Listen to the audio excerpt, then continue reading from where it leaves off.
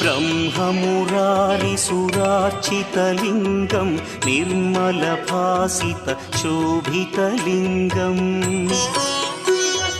जन्मजदुःखविनाशकलिङ्गं तत्प्रणमामि सदा शिवलिङ्गम् देवमुनिप्रवरार्चितलिङ्गं कामदहन करुणाकरलिङ्गम् रावणदर्पविनाशकलिङ्गं तत्प्रणमामि सदा शिवलिङ्गम्